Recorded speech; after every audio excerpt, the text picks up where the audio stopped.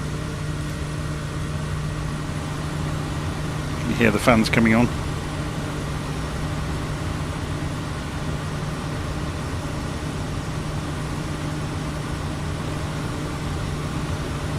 So someone's mentioning it. I've not seen it in VR. So you can see the exhaust outside. Excuse me for a moment, I'm just going to clear my throat.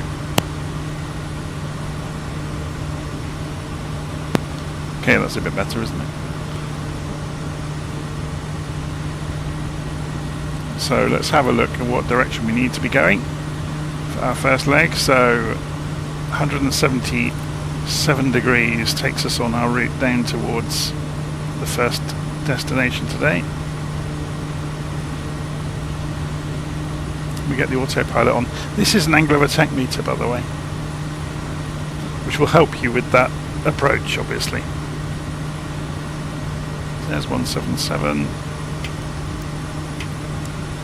So, go and look down here.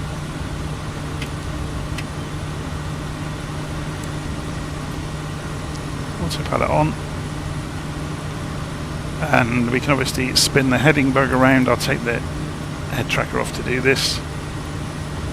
So you can press the heading bug to go the direction you're going, so then we can go heading mode. Now we need to go and program a route in, don't we? So we're going to go and press the flight plan button. We'll do it on the navigation screen. It'll be quicker and easier. We're still climbing gently, which is good. We should do this fairly quickly. So focus in here. Roll the inner knob. We're taking off from ENAL. I should have really done this before I took off, but it doesn't matter. Enter to accept ENAL, and enter, and then the en route waypoints. We're going to go via ENSD, which is ANDA. Enter, and then Haugesund, ENSG.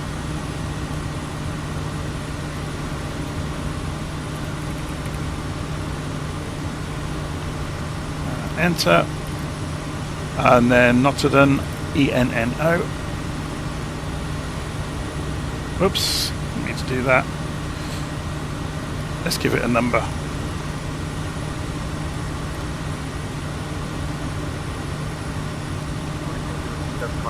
Good day. So Notterdam is ENNO.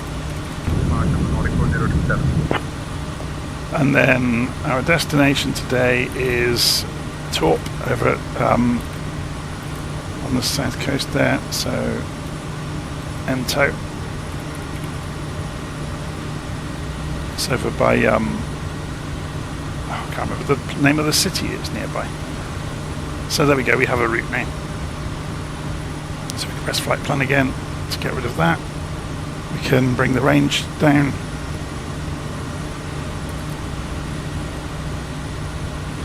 So if we bring the range actually right down for this display, I don't know why I have a frog in my throat this morning. We get much more information, obviously. So we're a little bit off to the right of the track. So let's go and bring the heading bug round. If I move this in as I do it, you'll be able to see it happen.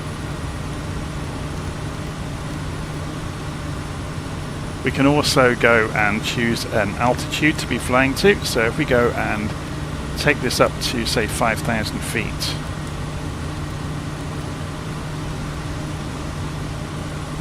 And then we can just do flight level change to get that.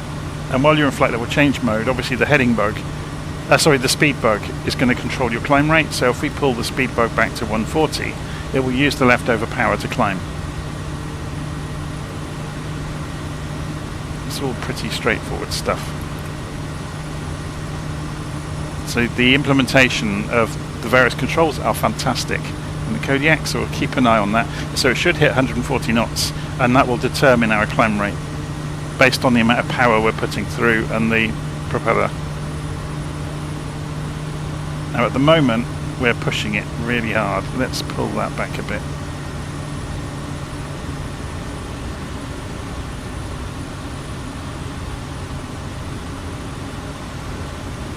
It will light up if you're overstressing it. And you can overstress it.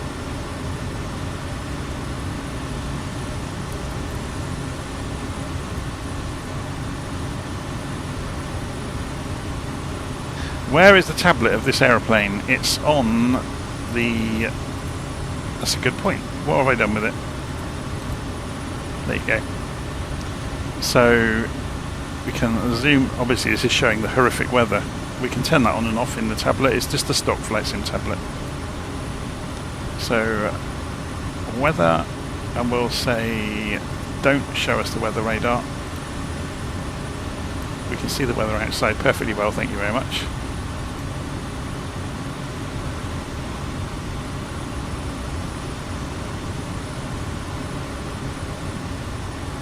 Obviously this doesn't have the route, but we can fix that. If we can either rekey it in here, or we can do what I said we could have done instead of programming it in. Let's go and do it quickly. So if I go and open planner.flightsimulator.com and I go to route and I paste the route. No, that's not the route I wanted. That's a different route. So I think we've got it in Simbrief. We can get it from LittleNavMap as well. So if I view my flight plan, yeah, I've got it in Simbrief. There's the flight plan. So if I go into the planner in here and paste that in, save. There's our route for today. And if I then save that to there, save new plan. And then in the aeroplane, within the tablet, we haven't got a hill in front of us, have we? There is actually, oh look, we're freezing up internally. We'll have to go and fix that in a moment. In fact, let's fix it now before it gets worse. So we'll put the inlet back to normal. We'll go and turn the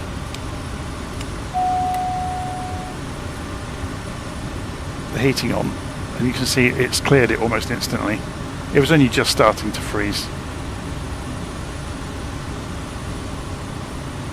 We don't probably need the backup one actually.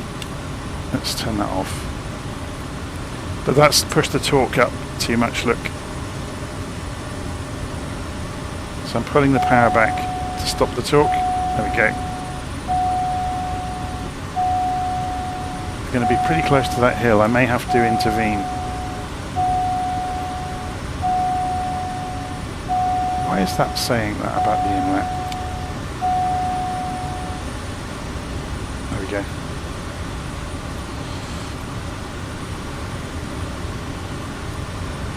I'm just a bit worried about that hill to our right.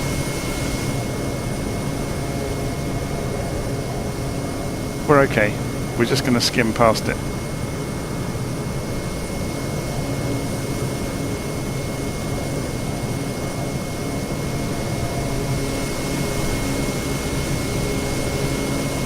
The autopilot's having a hell's job with the wind, isn't it?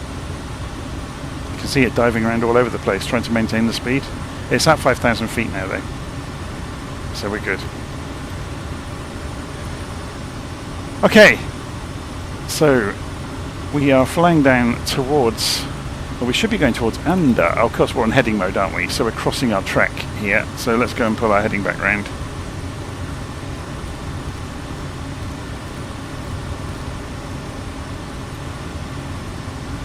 Lovely weather.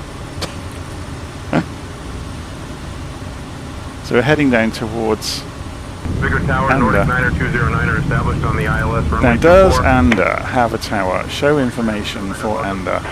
Yes, it does. 119800. So we're going to cross over to Anda on our comm radios. So we can either do it up here, so you can put the focus in. Well, you should be able to. 119. Oh, it's here. Nordic 9209, winds 210 at 10, 800, runway 24, wasn't it? clear to land. 119800. Clear to land, Nordic 9209.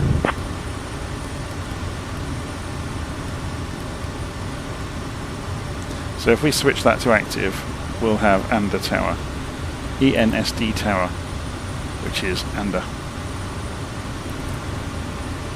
So we'll leave it on their frequency for the moment. Oh, this weather is really closed in, hasn't it? I wonder if there's a route through the valleys. There might be actually. So if we descend below the weather, and just go by hand along here. Now we've got the route in. So let's go and take the autopilot off. Use the synthetic imaging in the primary flight display to help us out.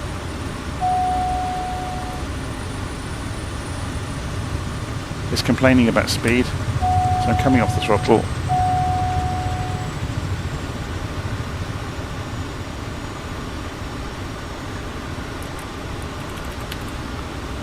See, look, I never do a sunny day flight with a new aeroplane, do I? It's much more fun having it somewhat challenging. You get to actually play with all the switches and the systems. So we're going to head for this, hopefully, what looks like a nice route down past the water, maybe over there.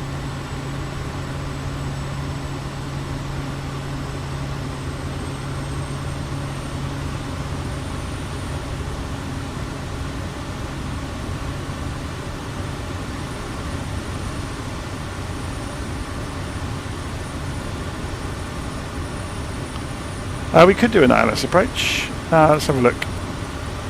Yeah, it's got ILS, and the wind is kind of the right way for it, 108.3. We'll sort it out when we get there. So we could line it up now, couldn't we? For those that like doing this sort of thing. 500. So I'm going to turn... Whoa! That was a downdraft. Let's go back round. I want to show you that. I was looking at the radio as it happened. I didn't catch it in time. I'm going to go back past that hill. This wind today is lethal if you're too close to hilltops. We got pulled into the hill. I'm going to go back round to hopefully show you it. And obviously I'll be ready to pull away from it.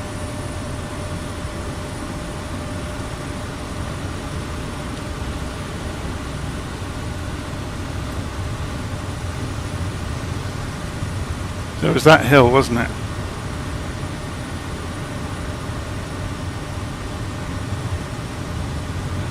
We saw an element of this yesterday with the B200, the new Coronado aeroplane. This is a feature of 2024 with the realism. So I'm just going to turn this way, come back over the top of the hill, and watch the aeroplane sink.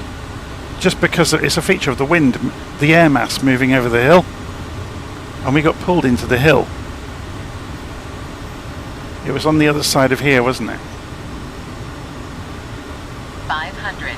We're going a bit faster this time though, so maybe it won't be such an issue.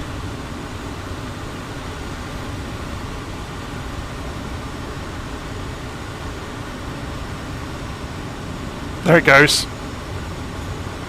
I'm giving it full right aileron almost. Full right aileron, full nose down.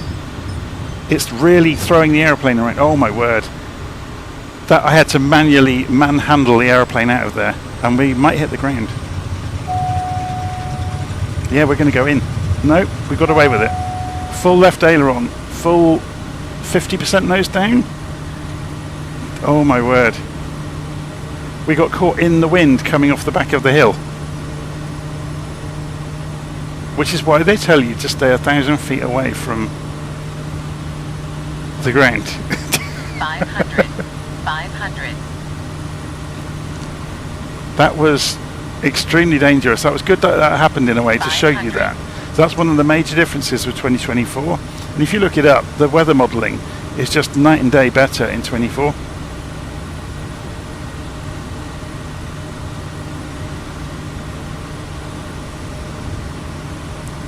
Yeah, look at that. We just got hit by another. As we're clearing this hillside here, the wind funneling down through the lake is hitting us. Because it's a windy day. So we need to turn south.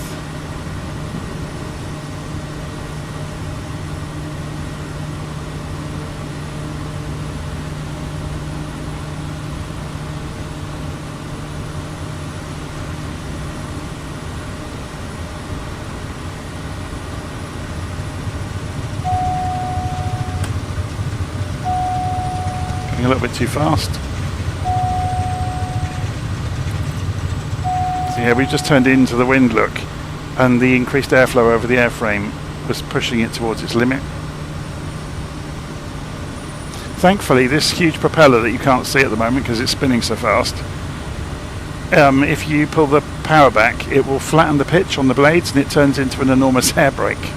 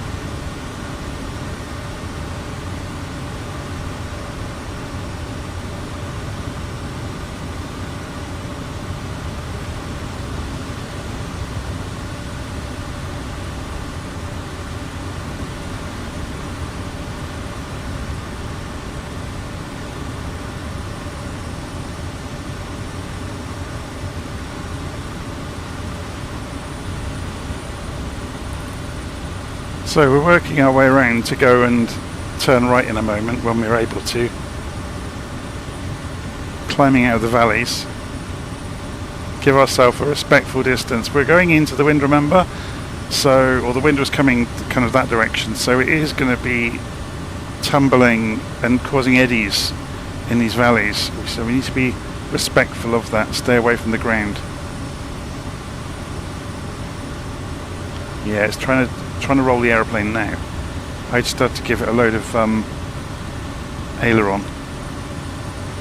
If I pan down, you'll see the stalk moving when I'm having to react to it.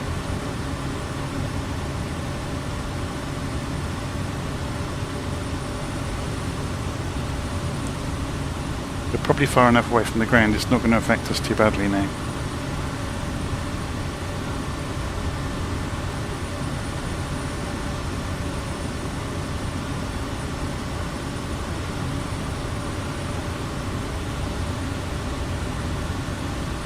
Get further away from this ridge.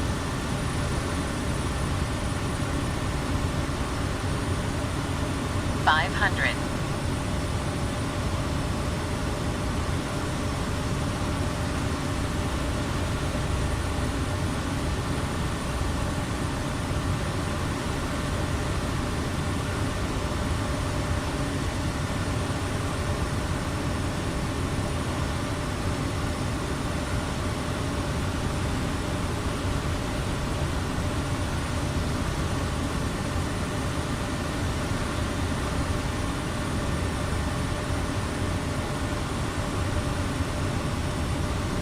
It's actually fairly calm up here.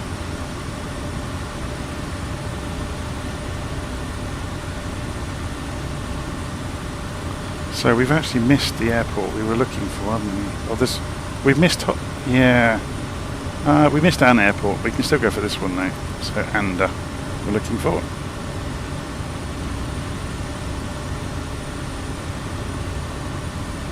So if we head off, so you can see Anders here, and we're just heading up this way to give us a run in on the ILS. Let's stay away from this hill though. So let's get a view on this. So yeah, we're still going into the wind.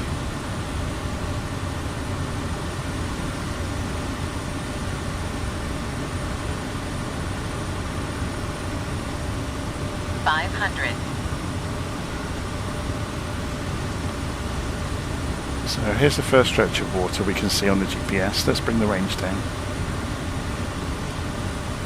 No, I didn't want to do that. Oh, stupid machine. There we go.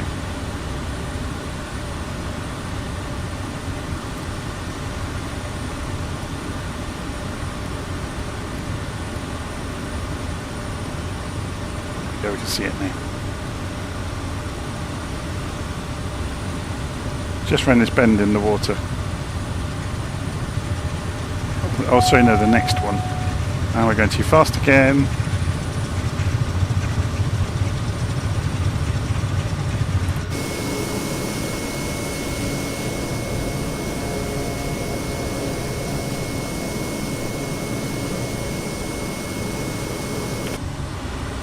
So we cross this water, just over this ridge there's another fjord, and it's on the edge of that one.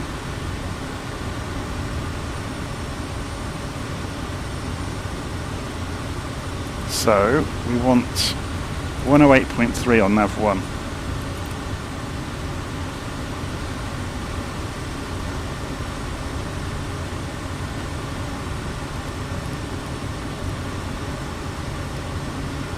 Switch that to active.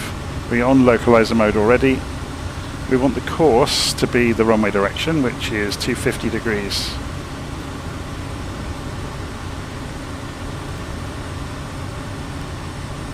Which is the best way around this way.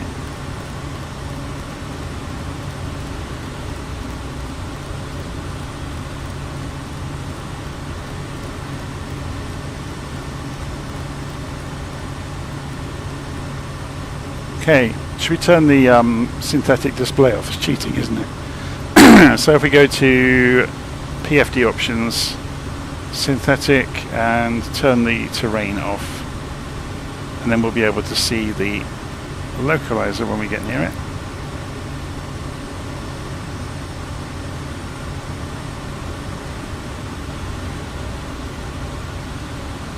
Well, that's the plan anyway.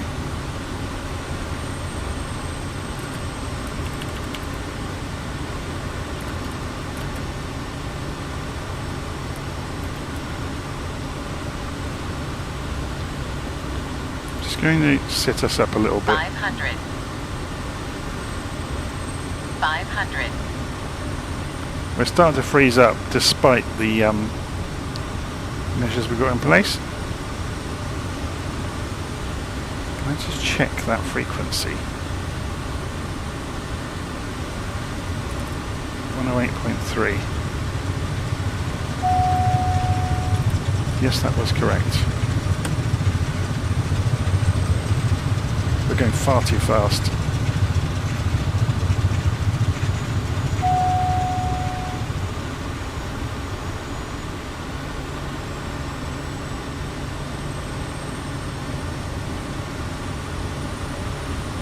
The localizer isn't showing up, is it? We're tuned to the correct frequency.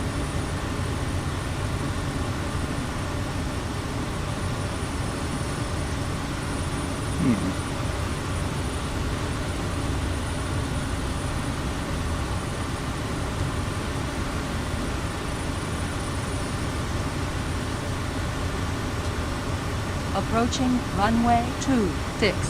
Caution! Caution!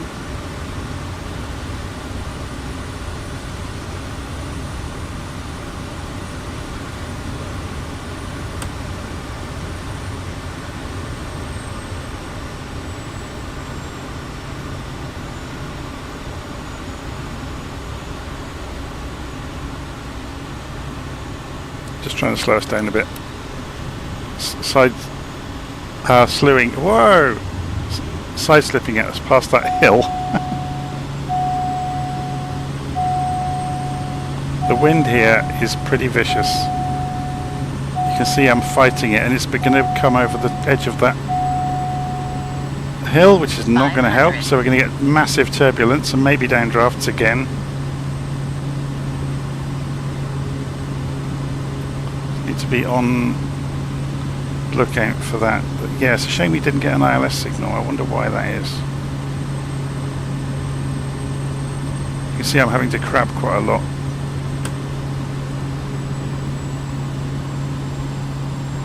Oh, left wing just dropped.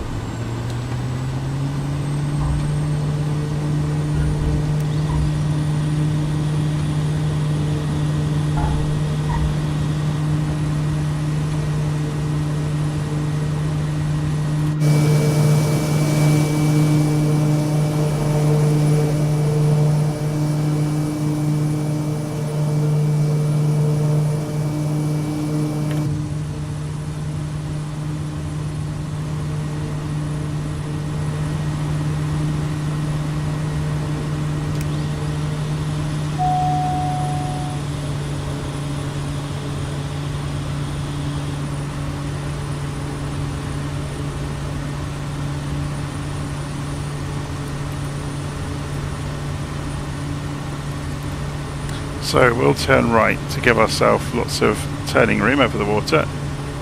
Do a 270-degree turn to go and carry on with our route.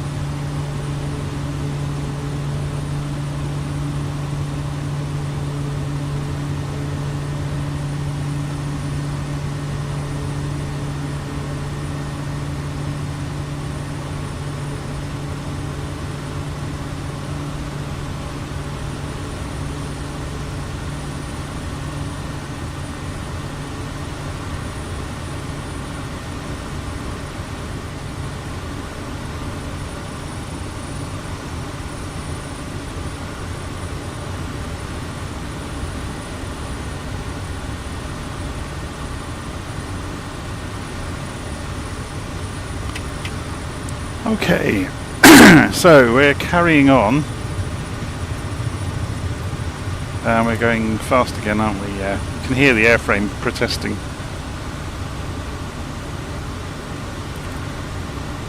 Carrying on southwards, so we've got 50 miles over to Haugesund. So let's get the autopilot on and let this climb out for a while. So if we go and change the CDI mode,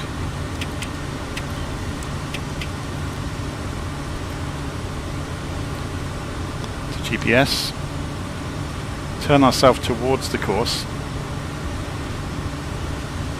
get the autopilot on, go to nav mode, so it's going to turn towards it for us, go to flight level change mode, and then give ourselves as much power as we dare, and then bring the speed marker back. That will give us climb rate.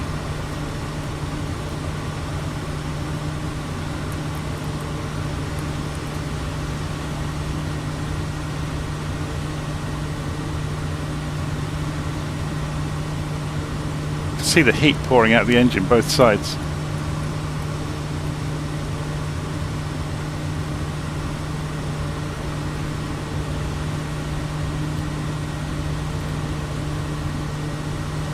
So this is just telling us the engine inlet is in the normal position.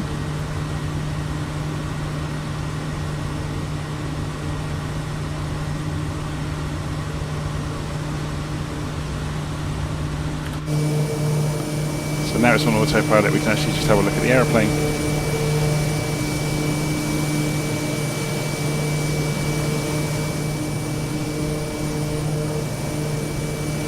It's very good, isn't it?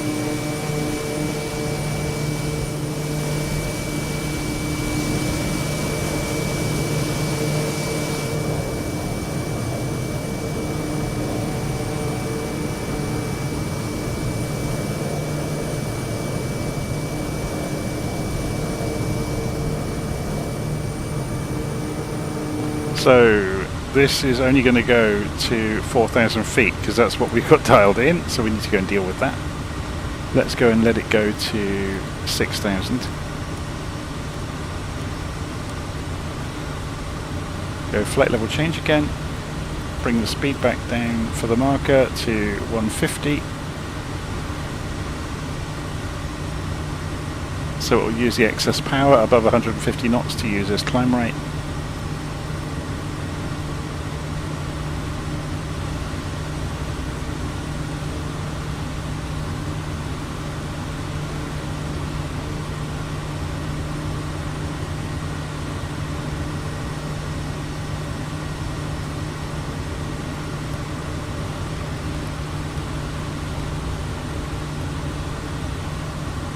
So there's our next airport, and you should see the numbers up here, ETE, so it's about 18 minutes away.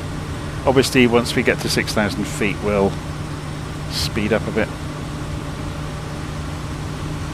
So another 1,000 feet to go, maybe we go for 7,000 just looking at this scenery, but if we go and look at the track on LittleNavMap, will that give us an no, it hasn't got any data for this area. So maybe we go for higher than that then.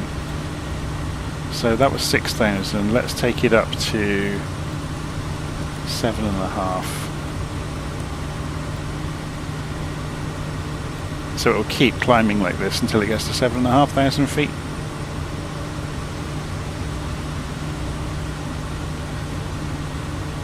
getting a bit close to that. We may have to revert to heading mode and go for a slight diversion. I don't think we're going to climb and miss this hill.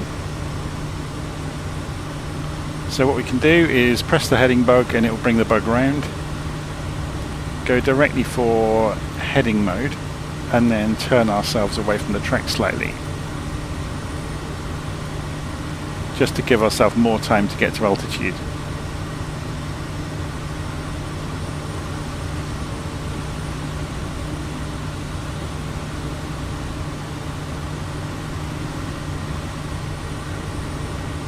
Coming up to 6,000 feet, we might need 8,000 or 9,000 feet looking at the size of these hills.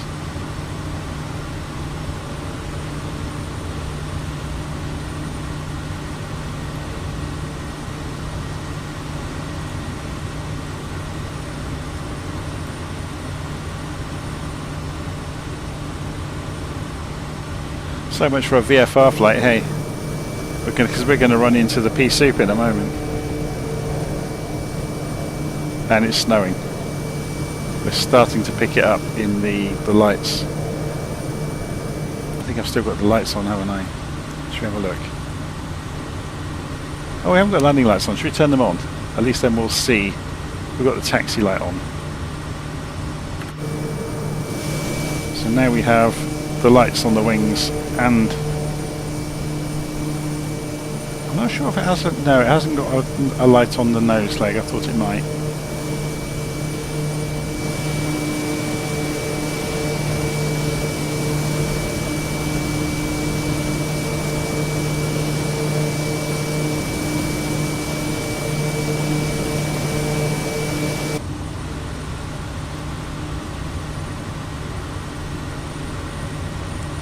So we're going into this horrible, horrible freezing cold cloud.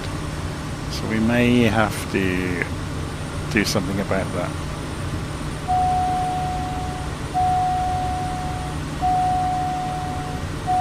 So the reason this is complaining, if we put propeller heating on, it wants the bypass filter in place. And the reason it wants that is ice coming off the propeller.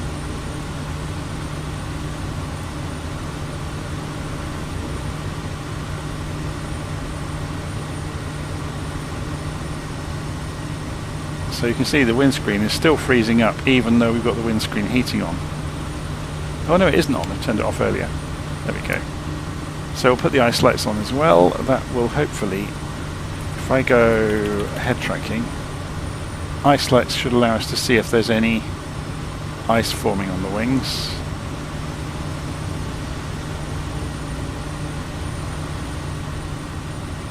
Can't see any.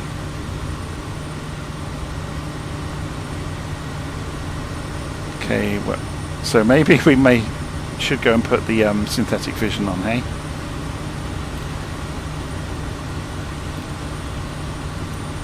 PFD, synthetic, terrain. Just so we know that we're not going to be confronted with a mountain looming out of the darkness right in front of us. And we're fine. If we look down there, we can just about see the hills.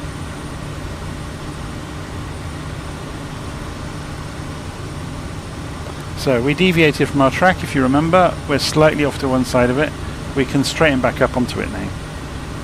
So we've got heading controls here as well, look.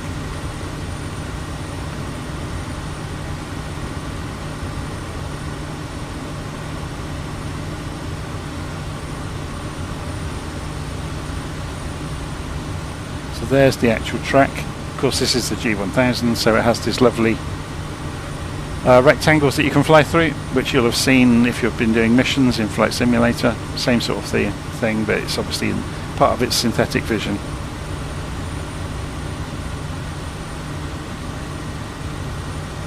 So we're just flying towards them.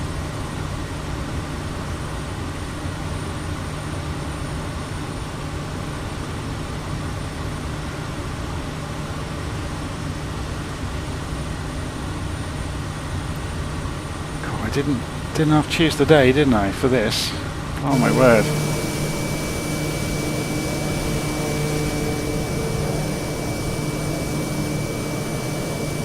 I think we're about to lose sight of everything. In the real world, of course, you would be filing an IFR flight plan at this point and going flight following.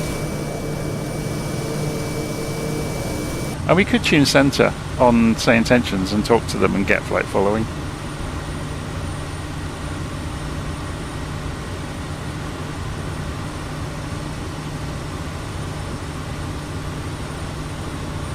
Yeah, that's quite poor visibility, isn't it? Maybe a couple of miles, if that.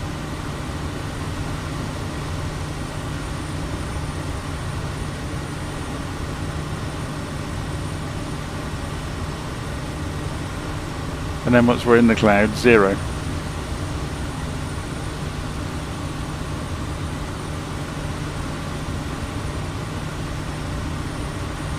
So we've just crossed back through our path, by the way, so oops, turn the heading bug back across our track and you'll see the boxes come towards us on the G1000 that represent our flight plan.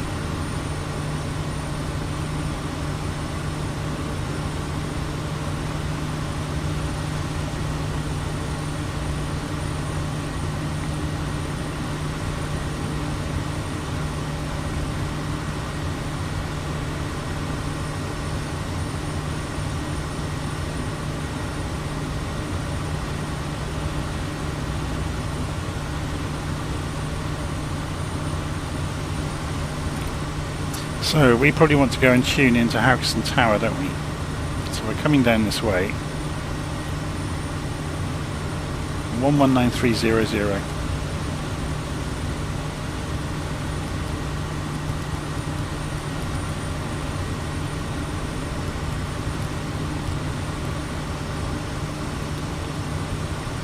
So we just listen in, we should hear some of this traffic talking to them, you would think. So we're coming back towards our track. You see that the boxes are coming. There's a pretty horrific crosswind though, look, it's trying to push us away. Actually, what's the wind like at Haugesund? Is it it's only 7 knots. It's quite sheltered because it's in the lee of this hill. Although saying that, the wind is going to be coming across here. So it's this that is sheltering Haugesund. This is like 800 meters tall, look, and the airfield is at 500-ish. So this 300 meter hill the other side of the water is stopping most of the wind from hitting it. Unless it's going to be funneled around here just to cause us some hilarious turbulence. So based on this, we should be able to, let's have a look. So 240 degrees, 7 knots. So yeah, we could go 108.1 on the nav radio. So let's go and change that over then. 1. Hydro 779er, contact Hovden on 118.905. Over to Hovden on 118.905, Hydro 779er.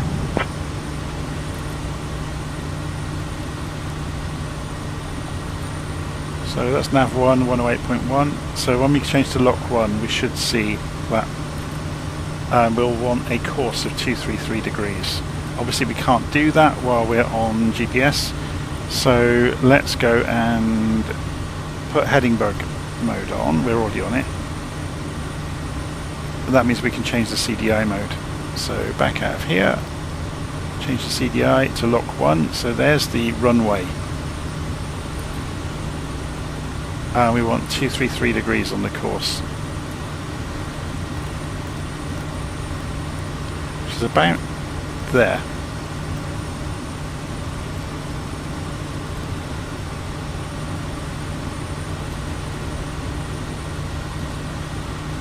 Okay, so we're running in towards the airport. Let's bring the range down. There it is. It's a shame this doesn't show feathers as well, isn't it?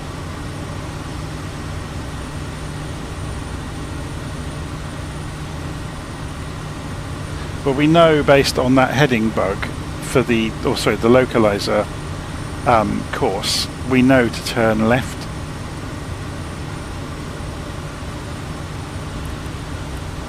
which we can see here, of course. This is what the rest of these are all doing, look. They're lining up. So if we turn left now, say 30 degrees maybe.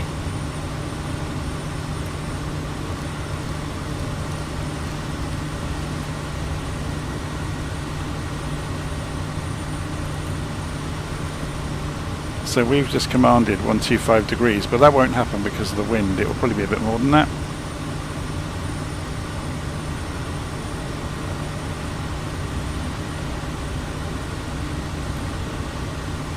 We're actually going to be, look, you can see it's already happening. We're being pushed away.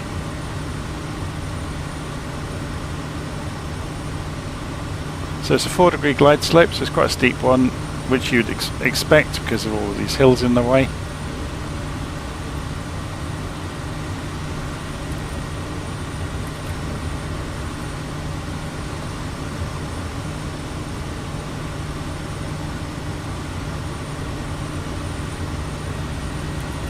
Sit up a bit, we get to see the landscape as we approach.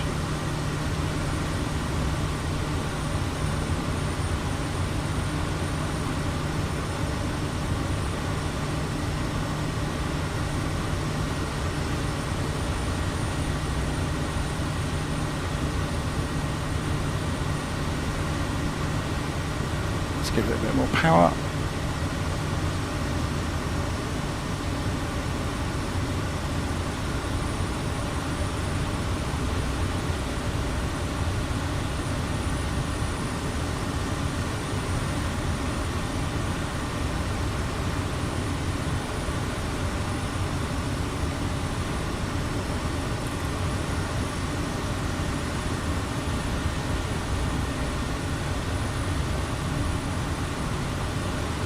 So I'm wondering why we are not hearing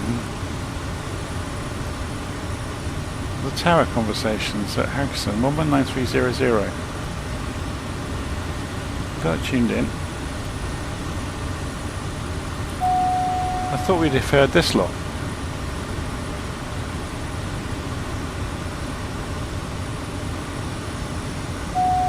Maybe they're all on common traffic advisory frequency in the nearby area.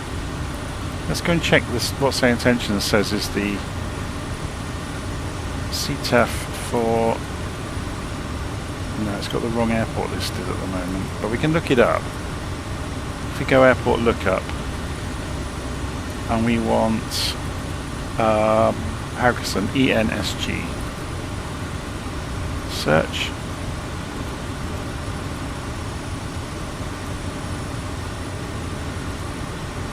Choose. Okay, why is that not working? Oh, that's sorry. I'm just being a bit brainless there for a moment.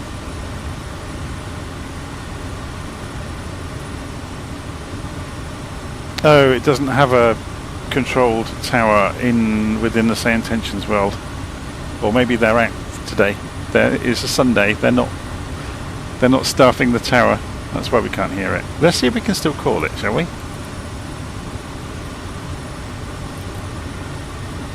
Haugesund Tower, Kodiak, Sierra Whiskey Sierra, radio check please.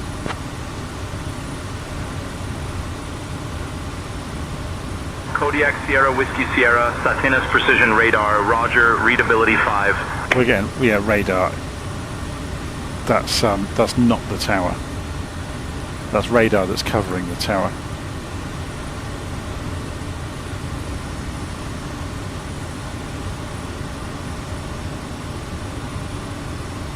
Look at how much that wind has pushed us away, even though we're pointing 125 degrees.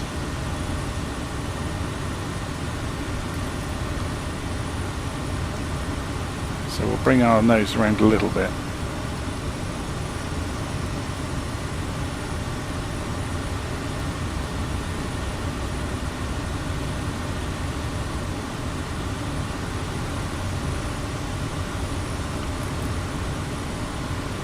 And we're going to come into Haugesund 108.1. Let's just double check we've done everything right. 108.1 on nav 1, and yeah, we've got a localizer showing up. And it should have a glide slope as well. That's what the triangle means on the end.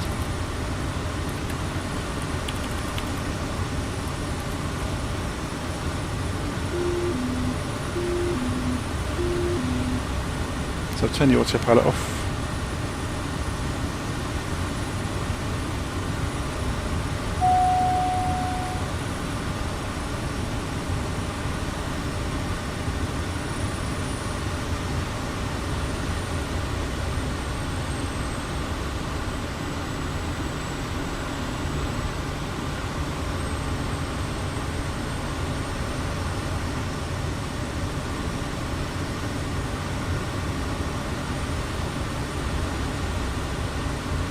We'll use a synthetic display while we're flying through the middle of this rainstorm.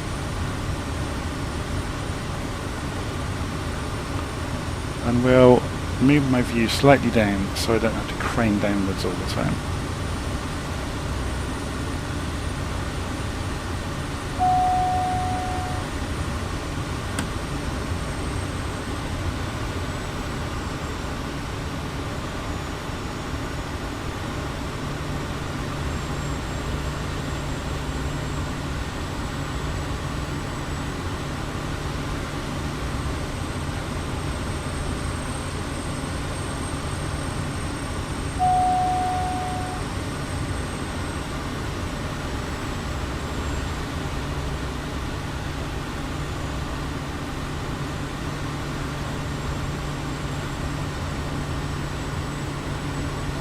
And there's the runway.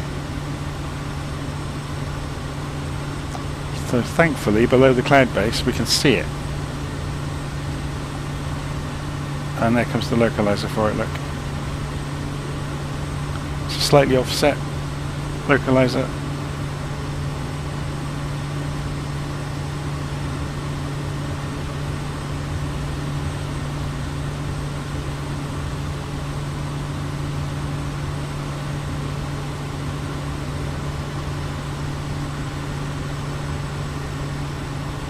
Okay, let's get the power under control.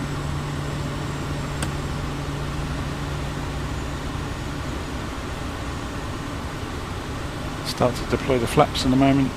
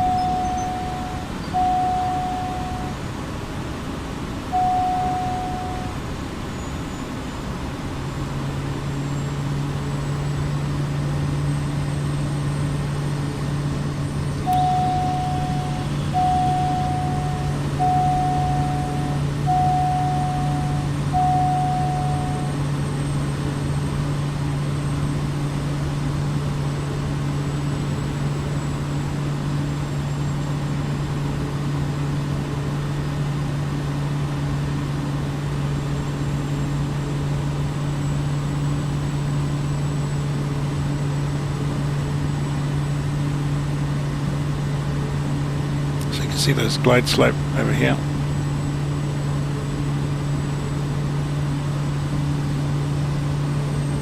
We've gone below it immediately. 500.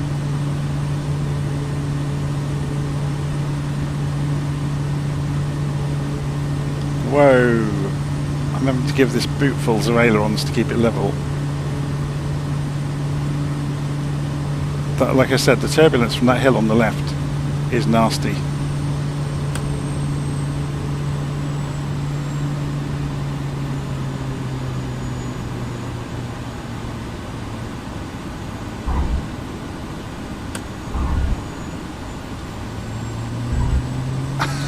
Three bounces and we're staying in the air. That's far too dangerous.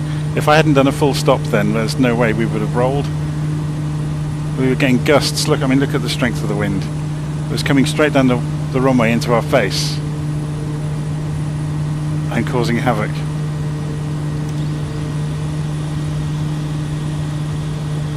I mean, if we'd been stopping completely, you know, we would have just hit the anchors straight away and it would have stopped the bouncing.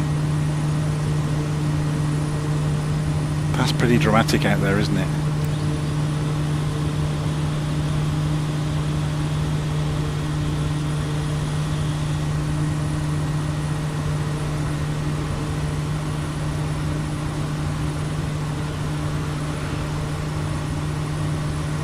So, nowhere away from here, we've got to turn left, but there's hills in the way, so I'm inclined to wait for this turn in the fjord.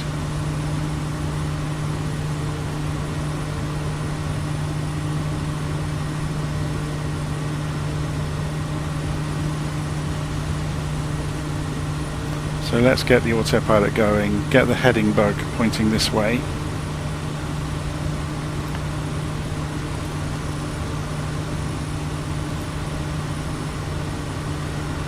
And climb mode. So it's gaining about 1,000 feet a minute at the moment. Let's just stop my head jogging around. There we go. So we got about 1,000 feet a minute of climb rate. Just following the fjord, and then we'll turn back towards the track because it's quite a long run now down towards Notterdam.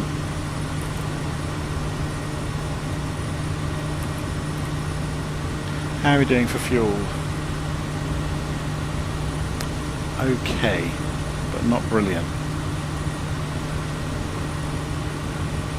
We'll have a look at our fuel flow in a moment.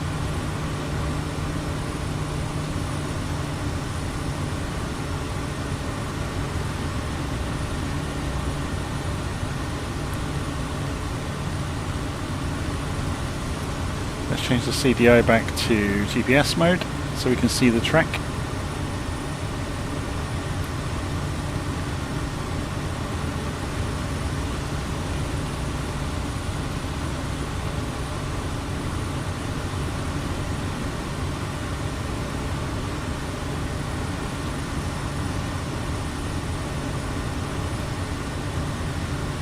The question is, will we go 100 miles on that amount of fuel?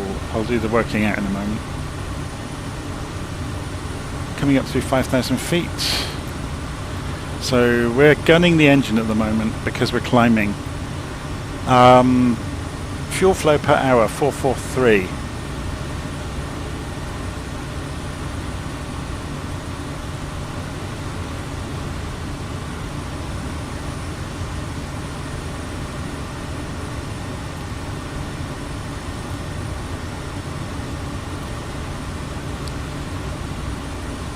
Quantity, so we've got about an hour's worth, just under an hour, 3/4 of an hour's worth at our current fuel flow. Oh no, sorry, that's 2 lots, isn't it? Yeah, so 700, 750-ish, depending on what we do. So hour and a half, and we're 100 miles away, and we're doing over 100 miles an hour, so we should be fine. Or 100 knots, I should say. But then we got the wind to factor in. This is indicated airspeed, not ground speed. Ground speed is 145.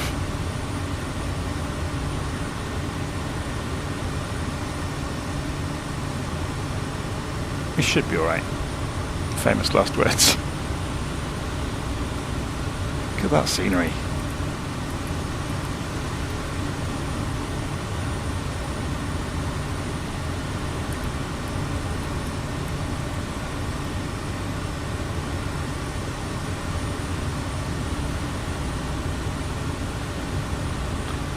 So yeah, someone said in the comments it's like I needed to fully stall the plane to land. Yes, I was into a very strong headwind, and this thing will come off the runway at kind of 60 knots. If you're light with full flaps, it will come off the runway at sort of 60 to 70 knots, 70 safely.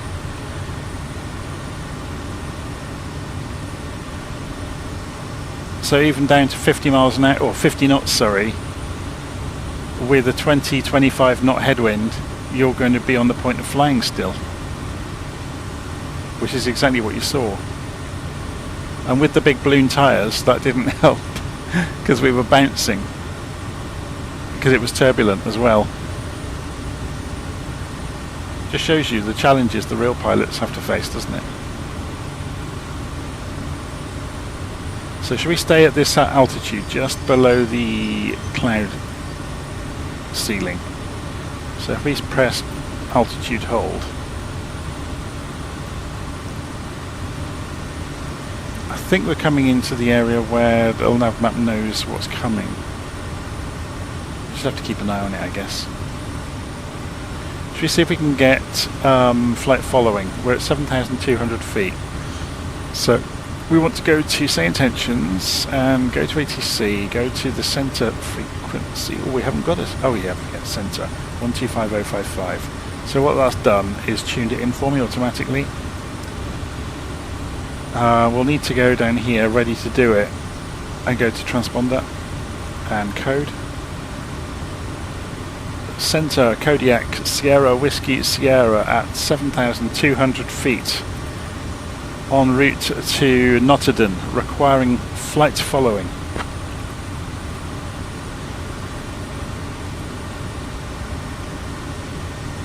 Kodiak Sierra Whiskey Sierra Polaris Control Squawk 1235 and ident.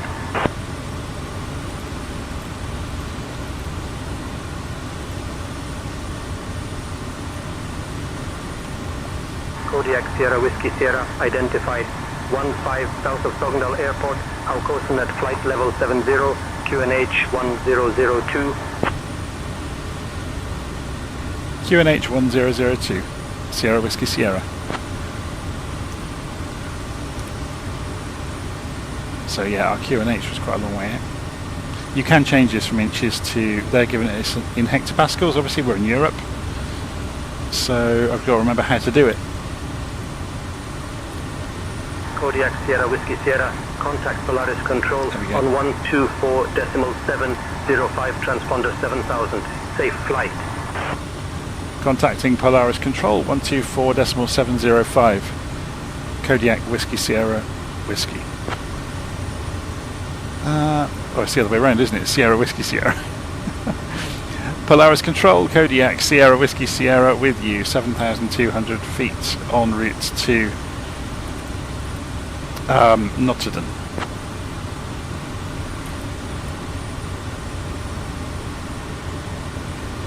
So there's hills in the way. Kodiak Sierra Whiskey Sierra, Polaris Control, Roger. Pass your message. Requesting climb to 9,000 feet. Sierra Whiskey Sierra.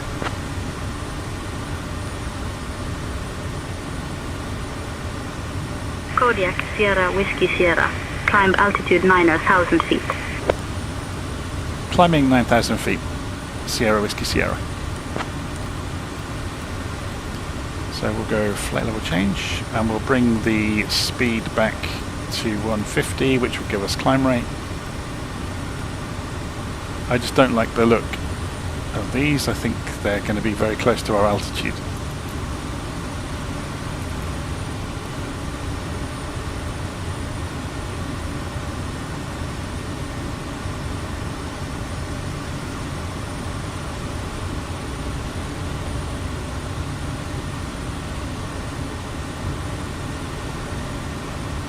Maybe I'm wrong.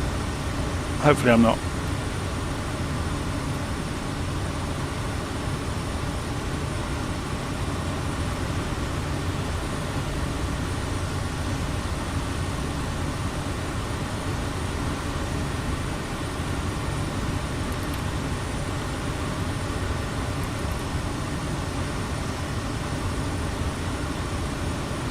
Okay, let's bring the heading bug back round a bit towards the course.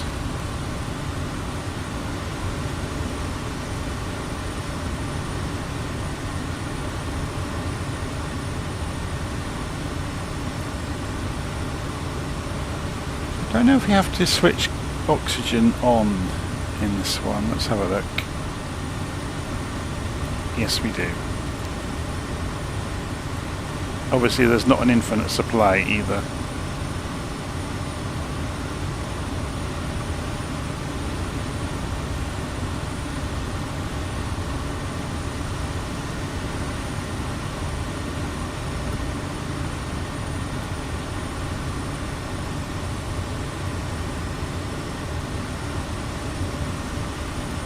So there is a tours inhibit button, look, so we could have stopped the warnings earlier.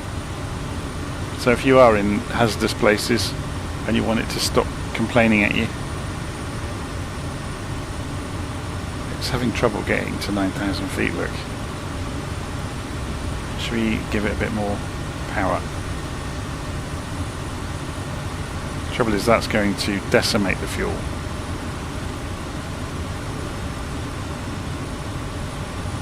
We'll almost certainly have to get some more fuel when we get to Nottingham before to do the last bit to Ento.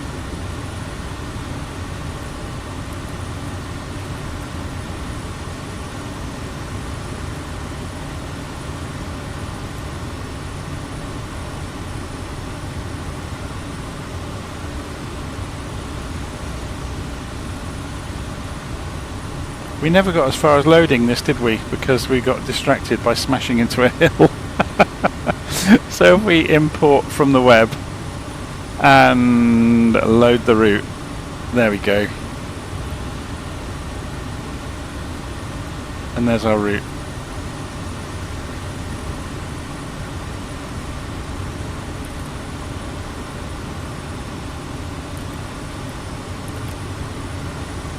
Oh, we've cleared the weather all of a sudden.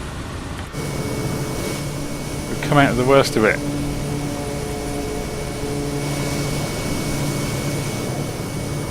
Wow, it's like the surface of the moon out here, isn't it?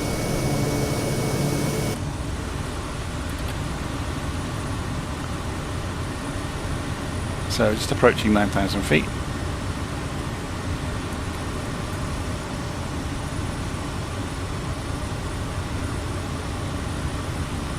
So I'm going to go and put nav mode back on.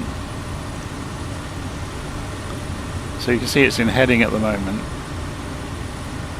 but nav is engaged, so it will switch when it gets close enough to the CDI.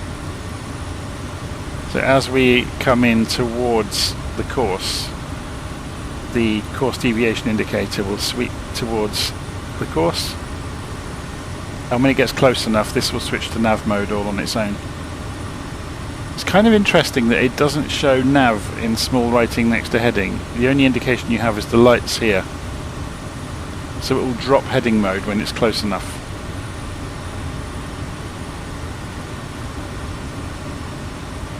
So we're using 400 pounds per hour. We've got, yeah, plenty. We are estimated time en route. We're only half an hour away, look. So we've probably got enough fuel for the whole journey actually, because it's only another 40 miles beyond there. We'll get to Ento on the fuel we've got. So here comes the CDI.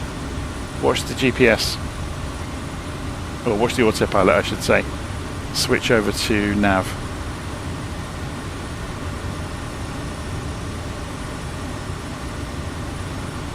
Famous last words.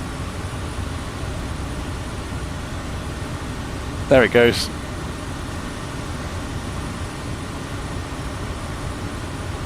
So notice it knows it's very close to the track anyway, so it hasn't bothered turning in towards the course. It's just doing a very gentle right turn now.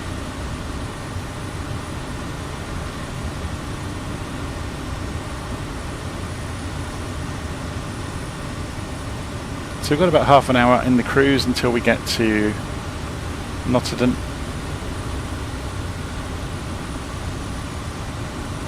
So I'm going to go and make a coffee. I have got a co-pilot with us, so I can get her to change channels while we're flying along. Hi Amanda, can you change, or can you look after communications for us for a while? I am only rated to handle IFR related comms for now. We could change to an IFR flight plan, couldn't we? And that would allow that to happen. No, it's fine, I'll look after it. It's fine. It's okay, Amanda, I'll carry on. I am only rated to handle IFR related comms for now. That's all she's going to say. She's not going to touch this aeroplane on a VFR flight. It's up to me.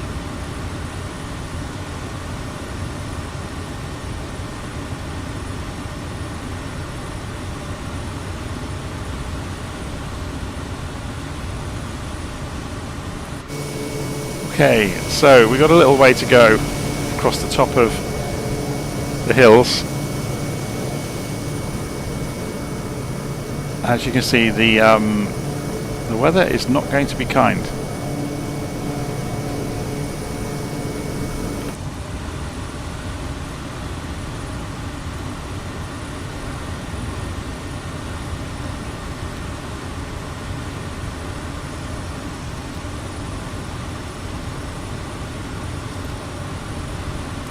So this is showing the weather radar.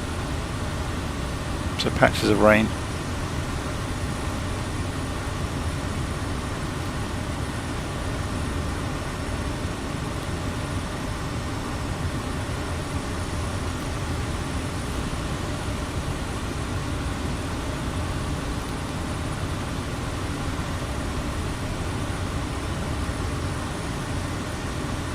So there is some rain in the middle of that then, just off to our right.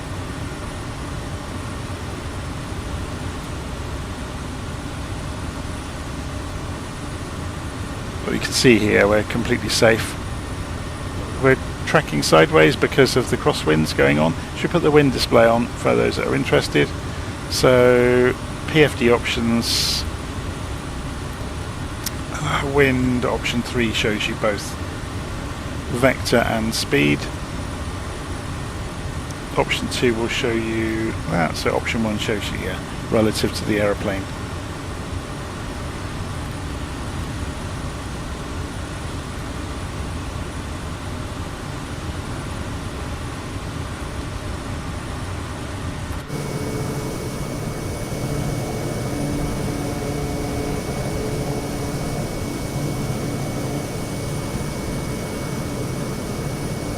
Okay, I'm going to go make a coffee. I'll be back in a few minutes. So you see we've got a little way to go to get to Nottingham. So let's go and measure it out on the map just to get an idea. So 73 miles to run. And obviously in the cockpit you can see it's saying 27 minutes at current speed. Okay, I'll be back in a few minutes.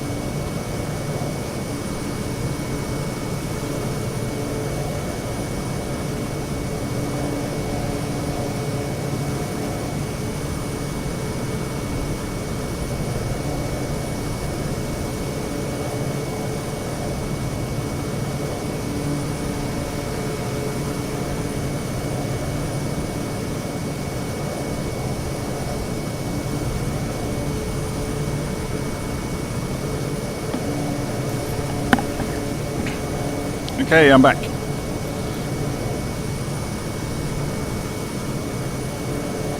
we have a look at this aeroplane? It's pretty cool, isn't it? If I turn head tracking on, then I can aim the camera a bit more accurately.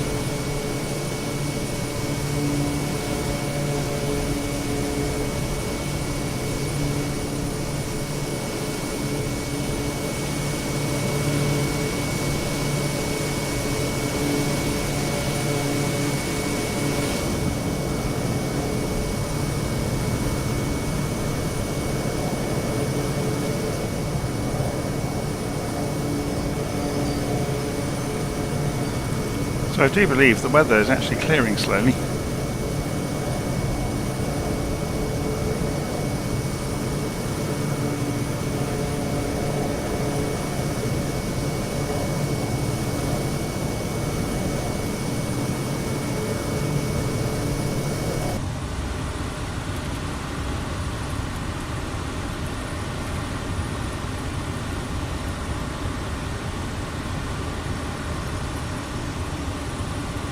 Trying to get a nice camera view so you can watch the scenery whizzing past.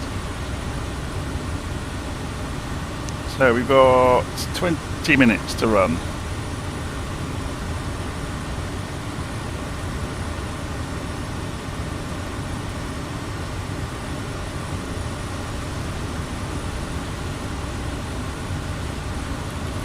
What I'll do is leave the view outside here for a few minutes and let the aeroplane trundle along. I'm going to take a break, drink my coffee, and I'll come back online as we are approaching Nottingham. So if I just show you on the map where we are, we're heading across the icy wastes, past some tiny little settlements.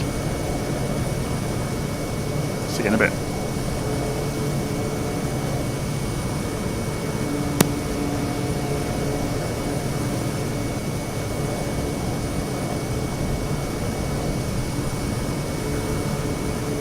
Kodiak Sierra Whiskey Sierra, report fuel endurance.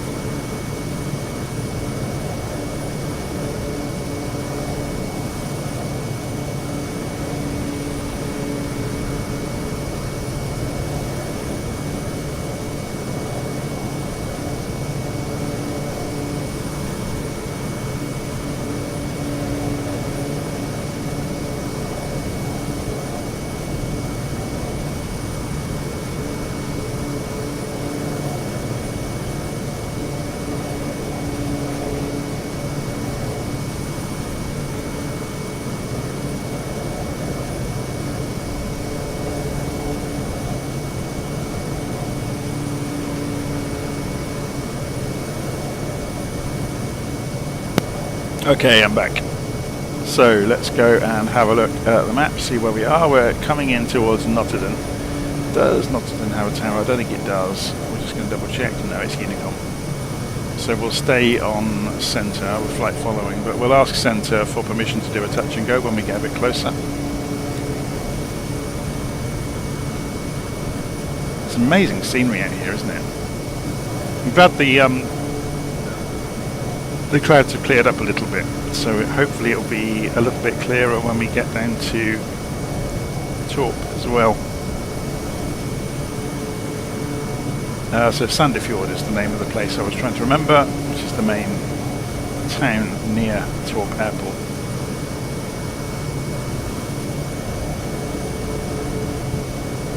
I have gone and bought Gardermoen recently, the big airport over at Oslo. Not been into it yet, so that's going to be an interesting one for me to go visit it. I'll probably do a big IFR flight from there at some point in the near future.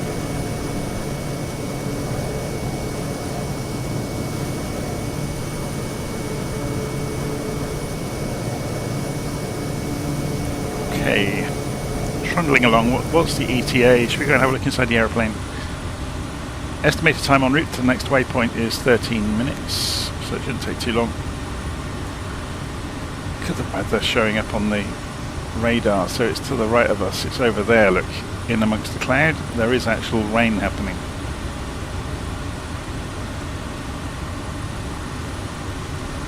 We're trundling along through our projected route through the sky.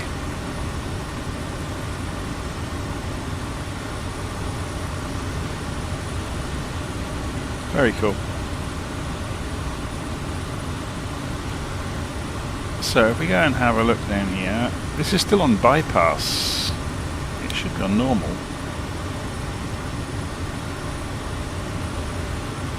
We put it on bypass earlier because of the risk of ice coming off the propeller. We probably don't need the ice controls on anymore.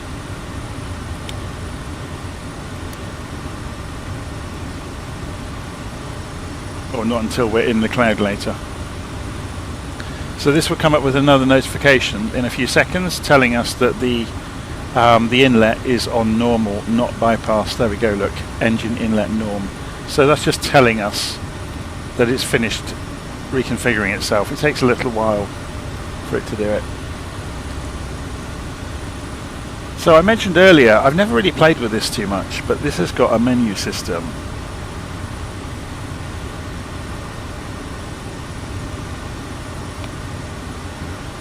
Look at this. It's clever, isn't it?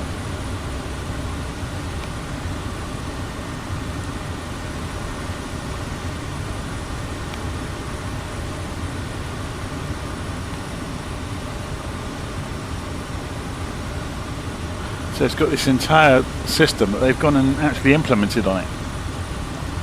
So if you lose your main primary flight display, you can go and play with this and it will give you a good backup system.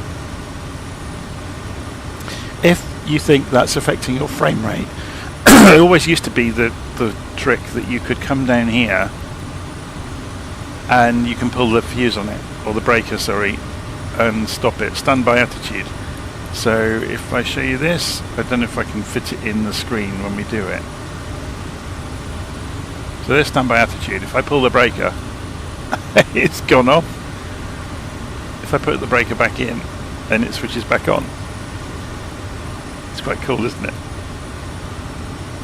But yeah, in the early days of Flight Simulator, that chewed up quite a lot of CPU cycles. So you can choose to switch it off, or just pull the breaker on it. So if you hadn't guessed, I used to fly the Kodiak quite a lot. See now, look, the ice is forming. Let's go and turn that back on then. Windshield ice on, and we're getting high ice speed.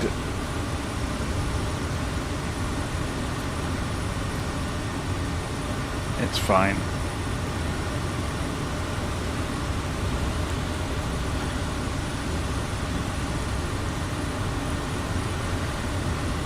So we're under 10 minutes now from the airport we're heading towards. It's an uncontrolled airport, so we can just go and do a touch and go. But do we need to be aware of much? Let's go and hover the mouse over it. So wind is 200 degrees, 16 knots. So it's crosswind again. That means it's going to be coming down this hillside and sweeping across the airport. And then ramping up the other side. Great. It might be quite sheltered though. So we've got 30 knots obviously at altitude, but down on ground level it's 16 knots, so it's half the speed. Then we've got an offset ILS, so we can have a play with that. 110.7, 110 degrees. So if we put ourselves on heading mode, so we'll line the heading bug up, switch to heading mode, then we go and tune nav 1 to 110.7.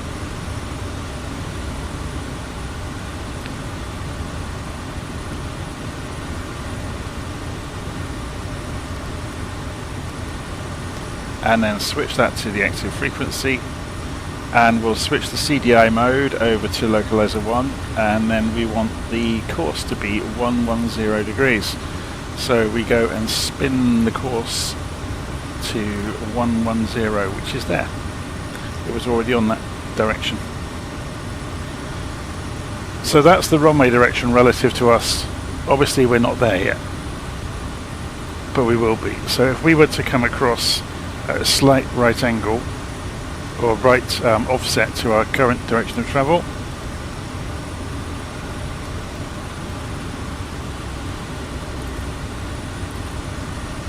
so I've given us a 15. Let's give us slightly more. We'll aim for 170 degrees, which takes us out. Actually, that's probably too much.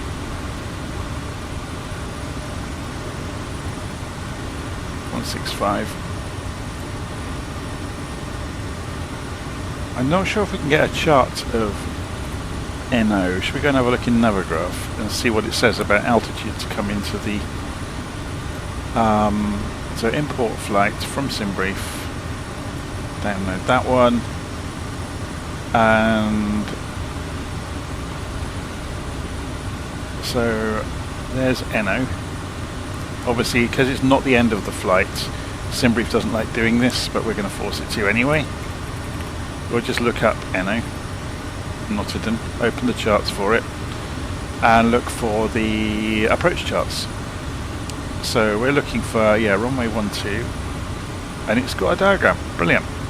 So the reason I was looking for this is it gives you the altitude to come in at, look, 4,100 feet, 9 miles out.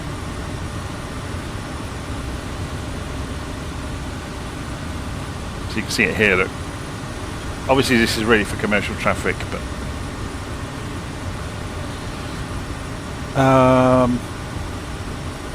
so there's the airfield, look. So we've got an offset ILS. At 9 miles out is here, so that's where we want to be at 4,100 feet.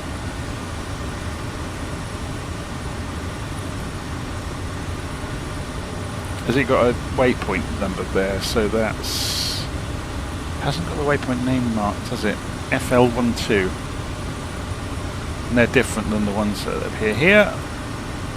But if we can see our little aeroplane coming in here, look, towards that, the 9.7 mile mark, or thereabouts, so maybe a few more degrees. 5 more degrees. Put ourselves on 170. And start descending, I guess. So we're quite high at the moment. So altitude selector, bring ourselves to 4,400 feet.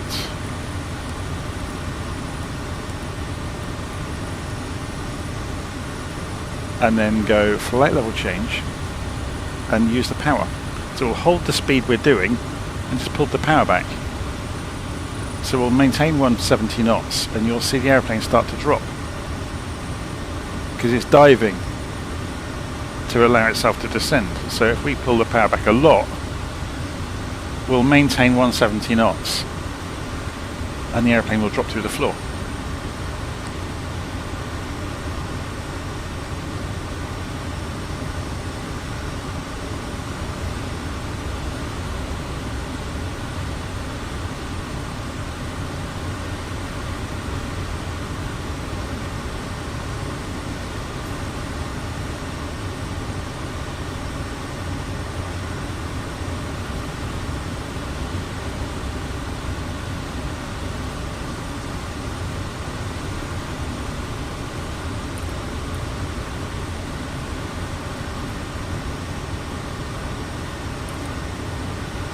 yeah, we need to get on with this, so I'm going to pull the power right the way back.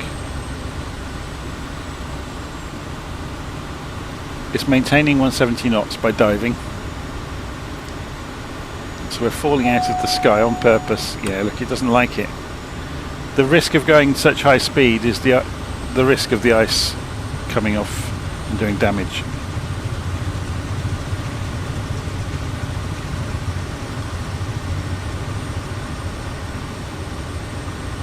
Down to 6,000 feet already. You can see the run-in coming in on the map. So this line of waypoints, which correlates with the localizer here. So if we were to bring the speed bug back to 150 knots, it will level out to get the speed off, and we can pull the throttle all the way back.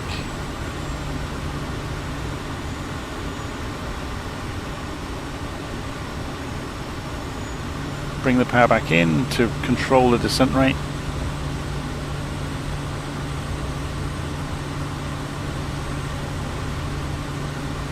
So that's 4,400 feet we've just come up to. So then the flight level change mode disappears, so you need to be aware of that to bring the power in to control the speed. And there's the runway there, look. So this is going to start moving anytime soon. So let's go and start bringing ourselves round. There it goes, it's already moving, look. So what we could do is put ourselves on approach mode, which is here. So this has gone to localizer.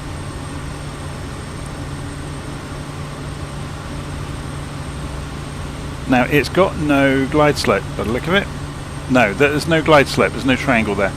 So it's up to us to descend. So I'm going to take the autopilot off and fly it in now.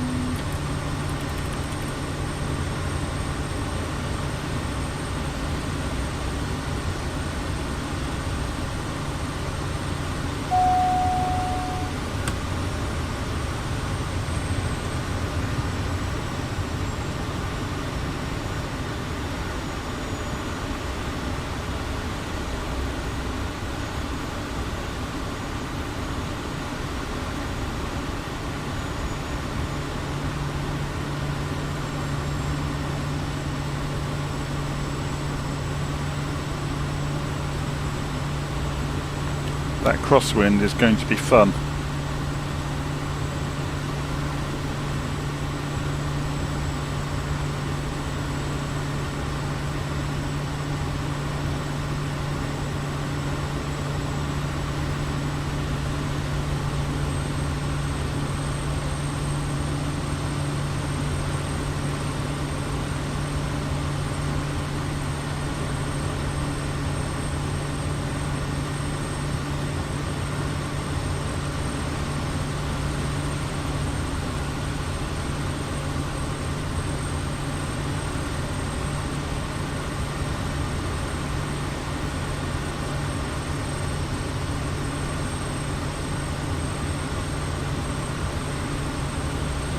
Approaching runway 12. Caution. Okay, let's get the Caution. speed down and get the flaps out to slow us down further.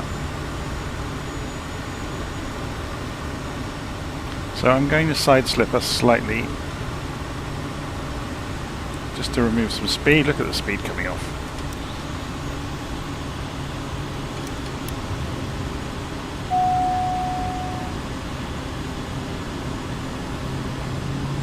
Okay, bringing the power back.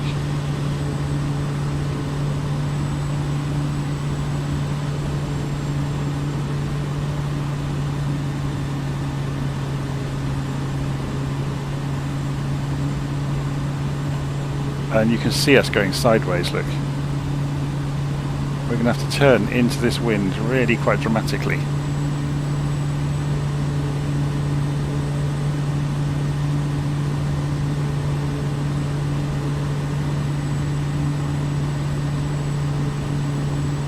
So there's several ways of doing this. One way is to actually side slip the aeroplane.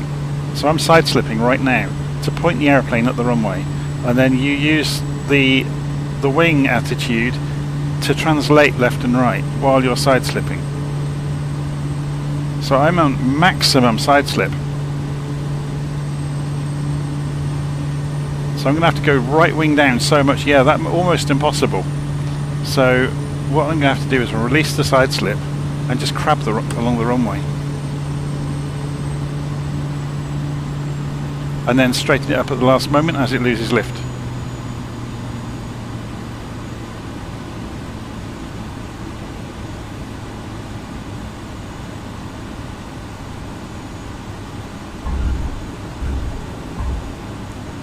And it's not wanting to do it. There we go. The rudder didn't have much effect, so we're going to go back to takeoff flaps. Maximum left rudder, oh my word. Look at it going sideways. That's madness. Almost unflyable conditions. Look at the crab angle.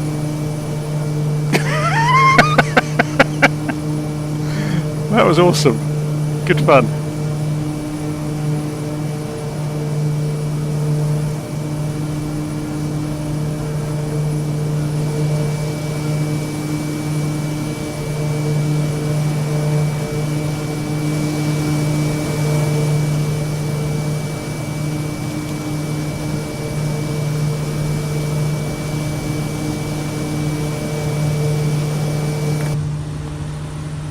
Putting the power down, we really pushed it over the limit there for a few seconds. You can get away with it for a short time. Okay, then we're off towards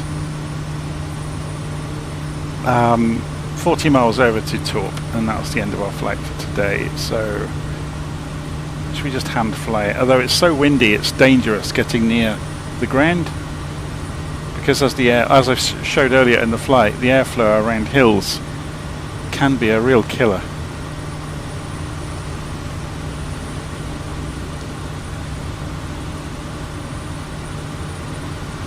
Plenty of fuel left.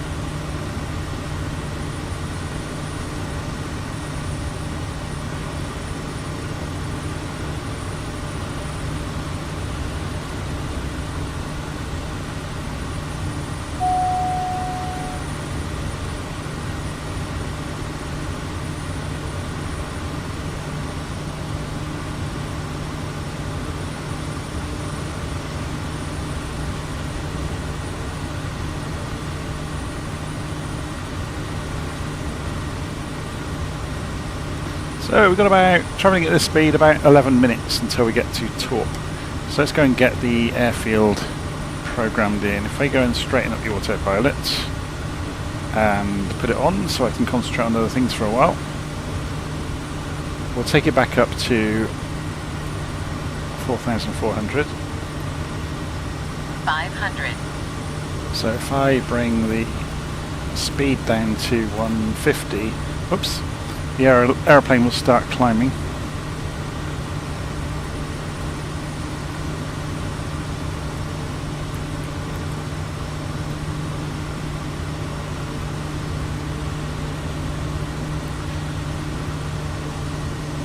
Could have been blown sideways. You can see it crabbing even from here. So we're going to need to go and put a few degrees of right rudder in.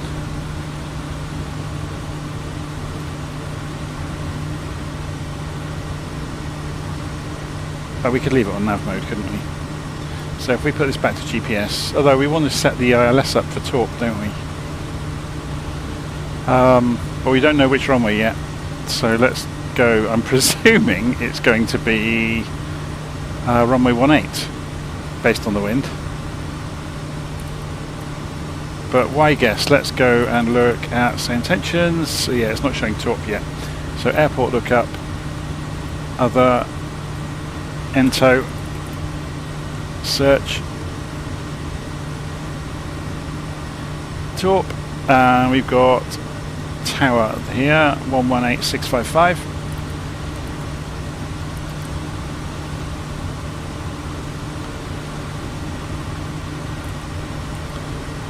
How far away are we?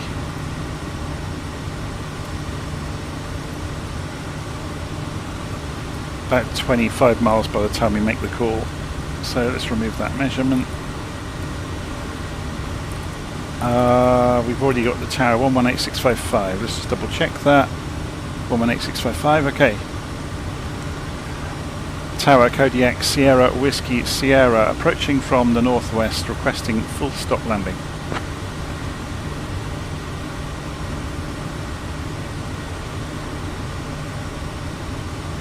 Kodiak Sierra Whiskey Sierra, join left downwind runway 18, report downwind. That's interesting, he wasn't super clear there. Left downwind. Okay. Left downwind, runway 18, will report downwind, Sierra Whiskey Sierra. So we need to be downwind for runway 18 to do left downwind. So there's several ways we can do this. We can either go overhead above the pattern altitude and then turn left and then call them, which is what I would normally do, I guess. Or we can deviate and go around the airport to come into the downwind leg.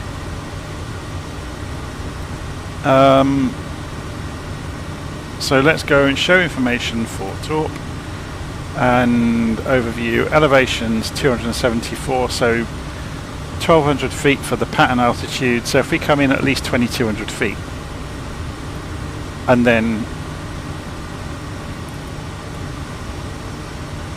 drop down. So for the moment we're fine as we are. We'll start descending soon now.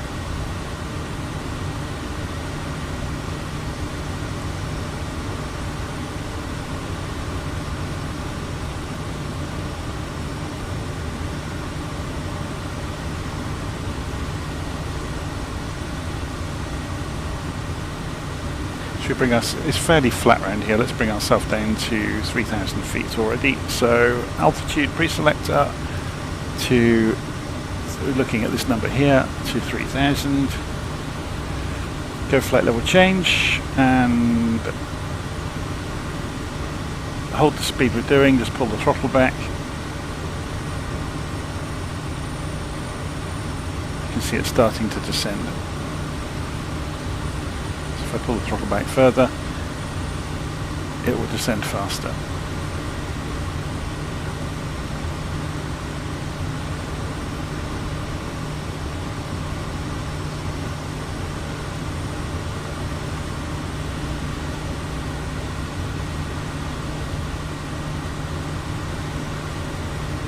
Don't really need to bother with ILS because we are visual anyway. It's nice and clear, we can see, although there is some cloud over, I'm not sure if that's further away than the airfield, so maybe we do tune it in just in case. So 108.3, 175 degrees. So if we put this on heading bug mode, which I think it's on already actually, yeah, so we're already in the correct mode. So 108.3, 175. So 108.30, switch that, and 175 degrees on the course. It was already there, wasn't it? So that is the runway direction corrected there. And we're just coming down to 3,000 feet. We'll carry on down to 2,500 feet actually.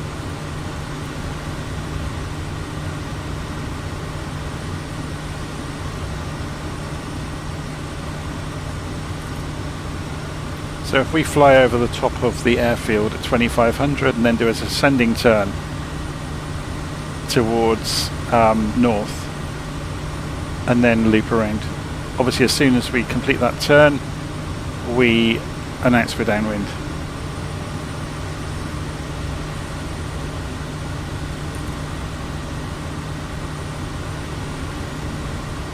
So we want to get to about 1,300 feet to be at pattern altitude over the airfield.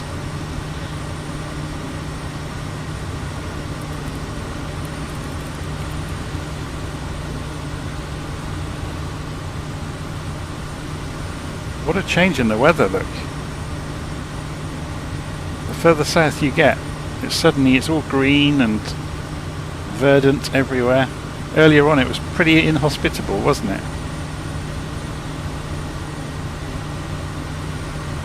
In the space of 100 miles we went from ice and tundra to lovely green forests.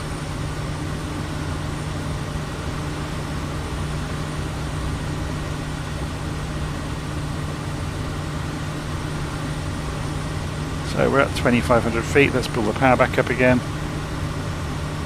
to stop ourselves from slowing down.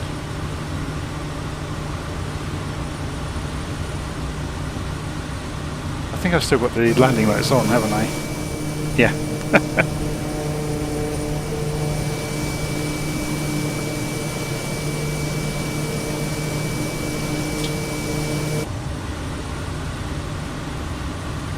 Okay, there's Ento just coming into view.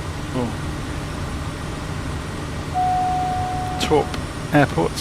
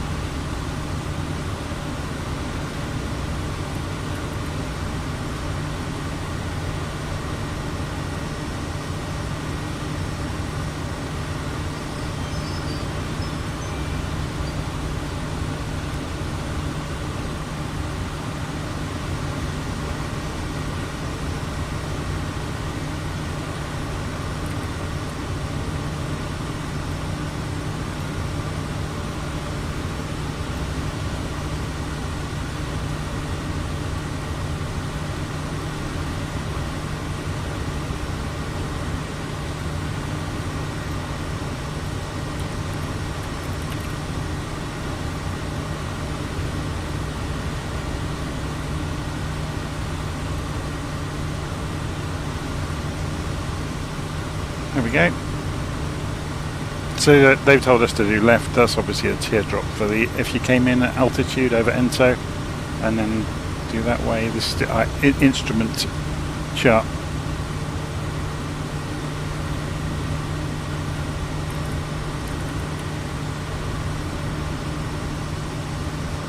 Okay, we can see the airfield.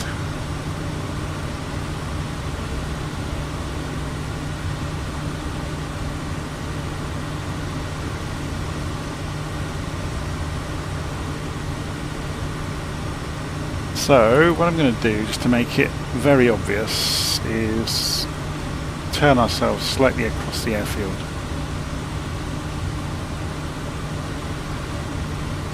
To give ourselves more room to turn. So there's the main support buildings, there's the runway. I'm just giving ourselves more room downwind.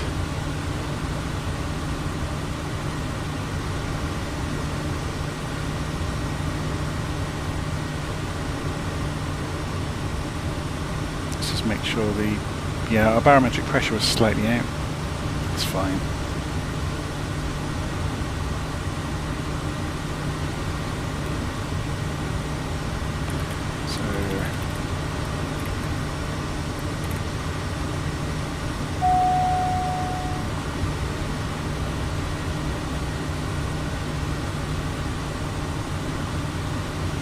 So what are we going to be dealing with in terms of wind? On the ground, 16 knot crosswind. Great. But it's only 200 degrees, so it's not massively offset.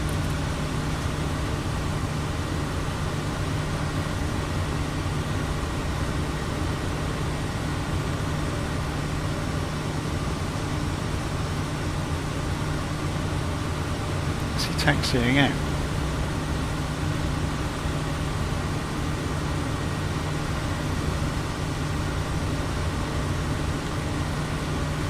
Okay, let's cancel the autopilot. Start this descending turn to 1,300 feet. And then we'll announce we're downwind.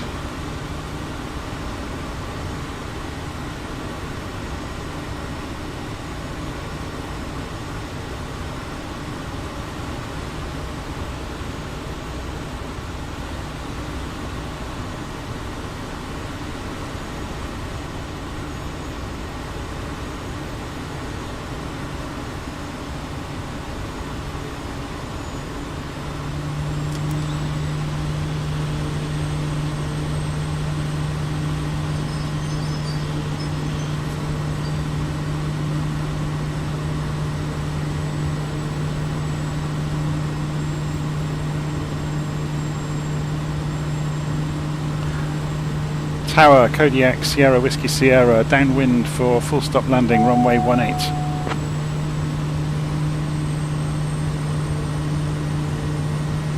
Kodiak, Sierra Whiskey Sierra, report final runway 18.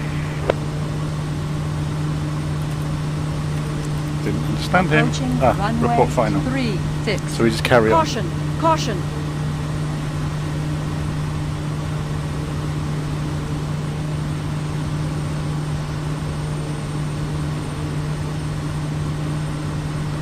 That's radar, isn't it?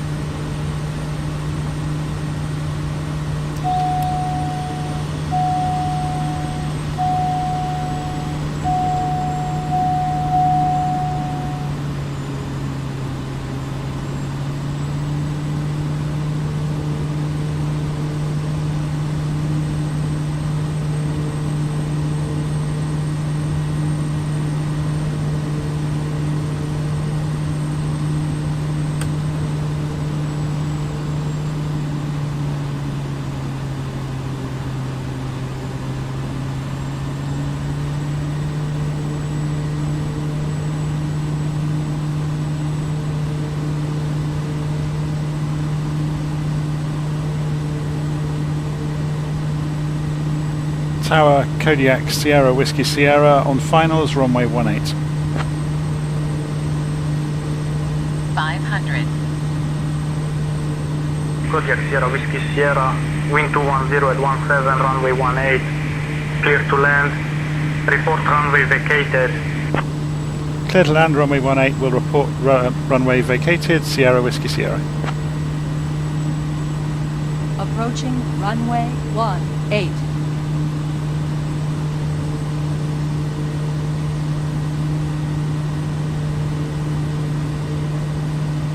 Yeah, look, without any hills nearby, even with quite a strong crosswind, it's much more consistent because it's just rolling across the flat ground.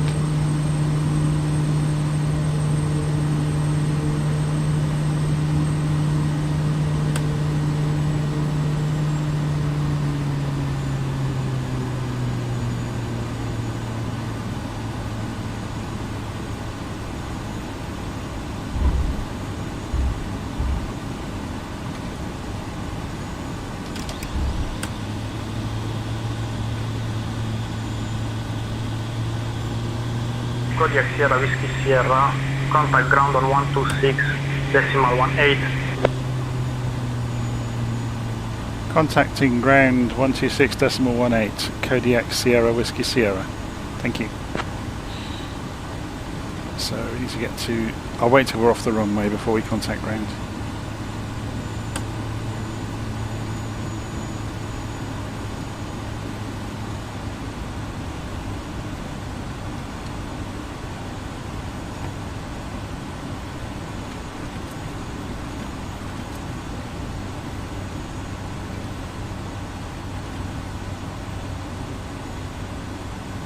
Yeah, this was the Ryanair we saw when we were at altitude.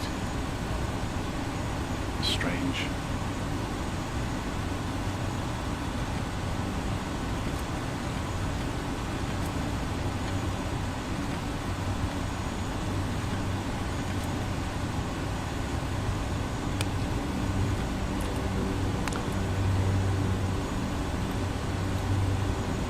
Ground.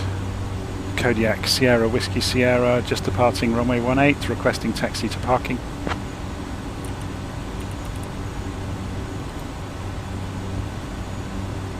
Kodiak, Sierra Whiskey Sierra, taxi to GA from Stand Pilot Flight Academy 1 at your discretion. Good day.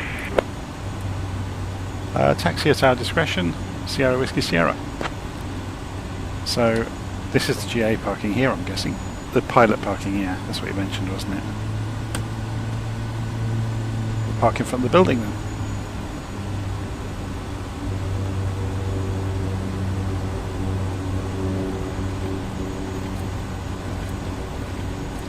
Can we fit in next to their flying club aeroplanes? No, we'll go in front of the building.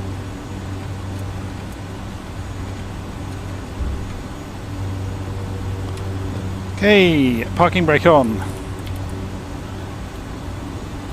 So this time we'll skid across the cockpit because I don't have a stalk for this. We saw this earlier, and we're going to drag the fuel cut-off switch down, get rid of the yoke out of the way, start turning things off.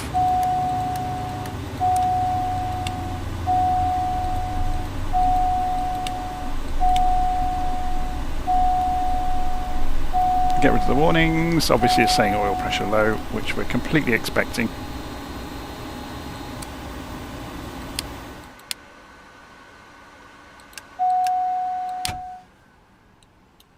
There we go. Cold and dark. Open the window. Open the door, I should say.